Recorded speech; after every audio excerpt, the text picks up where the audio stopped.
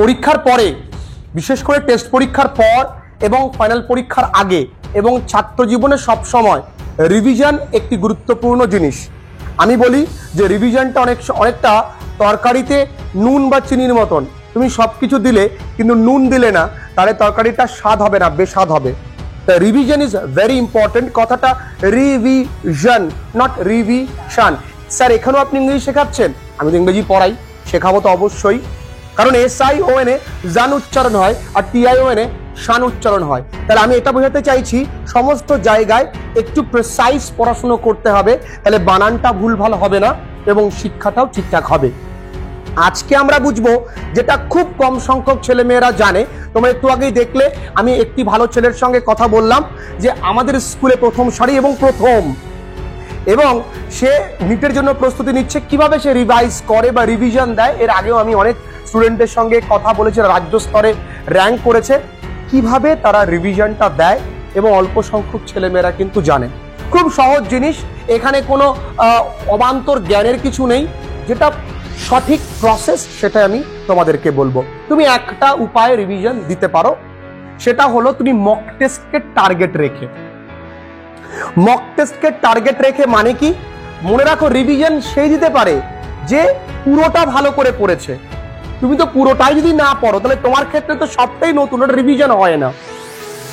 Revision তার পক্ষেই সম্ভব যে পুরোটাকেই ভালো করে পড়েছে, শুধু পড়েনি এবং নিজের মতো করে নোটস করেছে।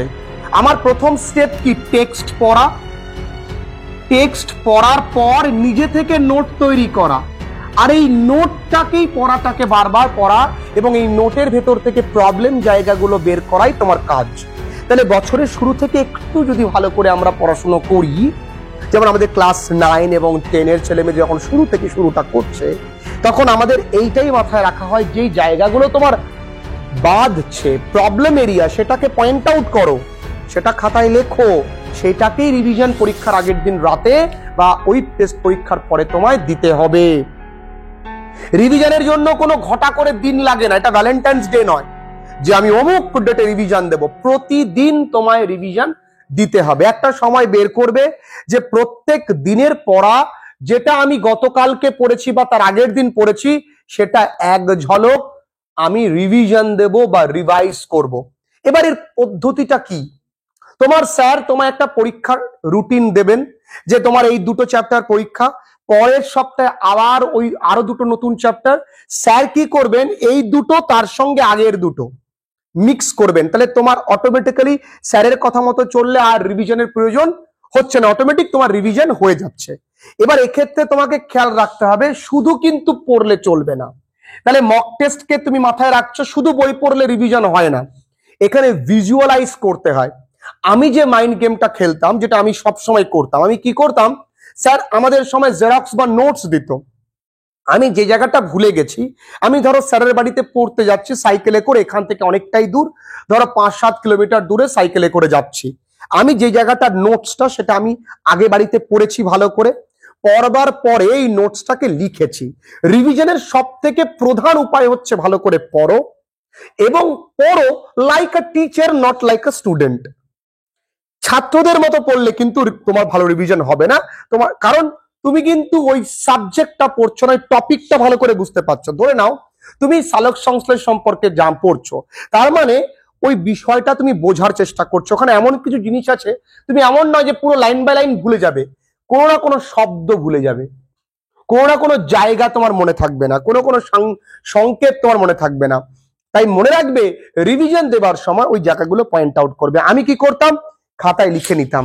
যাচ্ছি সাইকেলে করে, আমি ভাবছি, ভিজুয়ালাইজ করছি ওটা কি পড়েছিলাম, ভুলে গেছি। আমি চেষ্টা করব শেষ বিন্দু পর্যন্ত মনে করার। এই জায়গায় এসে দেখবো যে মনে পড়ছে না, নামবো, নেমে পুক করে দেখে নেব, আবার যাব।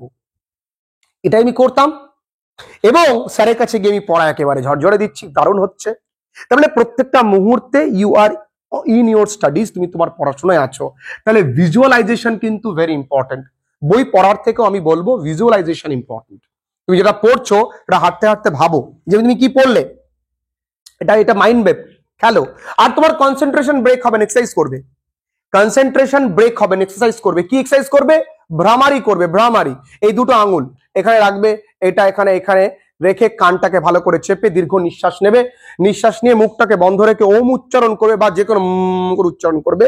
ইট will enhance your memory power. করে দেখো, রেজাল্ট যদি ভালো না হয় আমায় বলো। It will enhance your memory power. কারণ আমরা অত্যন্ত ডিস্ট্রাক্টেড হয়ে যাই। বহু ছেলে মেয়েদের, তাবর তাবর ছেলে মেয়েদের প্রবলেম যে আমি পড়তে বসছি কিন্তু খানিক পরে আমার মোবাইল ফোন আমায় ডাকছে, আয় খুকু আয়, ঘেটে দেখ আমায়। আসছে, থাক, হাততালি দেওয়ার দরকার নেই। এইবার আমি ডাকছে তো, তবু আবার আমার সঙ্গে আর ওর সঙ্গে লড়াই হচ্ছে না, যাব না। এর মাঝে দাঁড়িয়ে আছে কে? হয় ভয়, নয় আমার স্বপ্ন। যদি ভয়ের জন্য তুমি দাঁড়িয়ে যাও তাহলে তুমি আবার আজ নয় কাল সুযোগ পেলে মোবাইল ফোনের কাছে যাবে। যদি তোমার স্বপ্ন মাঝে দাঁড়ায় তাহলে তুমি আর কোনোদিন যাবে না, আস্তে আস্তে ওর থেকে দূরে সরে আসবে। মোবাইল ফোন থেকে শিখছো না সময় অপচয় করছো, এটা নির্ভর করছে মোবাইল ফোনটাকে প্রোডাক্টিভলি ইউজ করছো না তুমি তোমার ধ্বংসের জন্য ব্যবহার করছো। তাহলে এই ক্ষেত্রে মনে রাখবে ভিজুয়ালাইজেশন, ডিস্ট্রাকশন, স্বপ্নটাকে বড় রাখতে হবে। তাই আমি পয়েন্টগুলো বললাম। নোটস, নোটস বলেছি যে তুমি তোমার নিজের নোটস নিজে লিখবে। স্যার একটা নোটস করে দিল, তো তুমি আরো সহজে তো লিখতেই পারো, লিখলে। আমি যে প্যারাগ্রাফ করেছি, লিখিয়েছি, সেই প্যারাগ্রাফটা তুমি আরো সহজে লেখো। দেখো না, তুমি তোমার মতো করে লিখে দেখাও আমাকে নোটস। এবং সবার শেষে বলেছি এক্সারসাইজ, ব্যায়াম করতে ভ্রামারি করা যায়।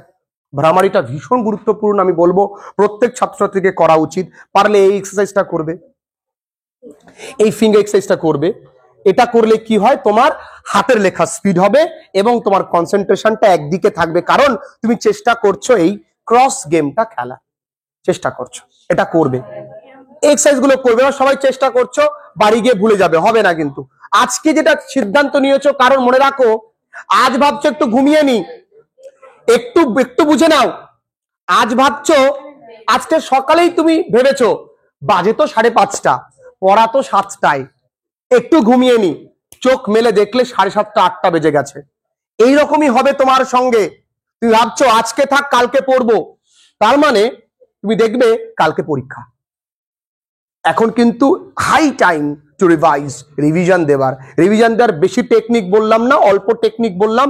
নিজের নোটস তৈরি করো, ভিজুয়ালাইজ করো, যেটা করে তোমার পড়াটা তোমার মনের ভেতরে সব সময় থাকে। কারণ পরীক্ষার সময় তুমি উচ্চারণ করে করে পড়ে পড়ে লিখবে না, মন থেকে লিখবে। এই মনটাকে ট্রেন করতে হবে মস্তিষ্কের সঙ্গে। ক্লিয়ার? লিখতে হবে প্রচুর, মক টেস্টকে টার্গেট করে এগোতে হবে। আর যেন কোনো জিনিস ভুলে গেছি আর অতিরিক্ত রিভিশন দেবে না, এটা মানে মাথায় রাখবে। অতিরিক্ত রিভিশন তোমার মনে কিন্তু ভয় ক্রিয়েট করবে, আমি হয়তো ভুলে যাচ্ছি, আমি হয়তো ভুলে যাচ্ছি।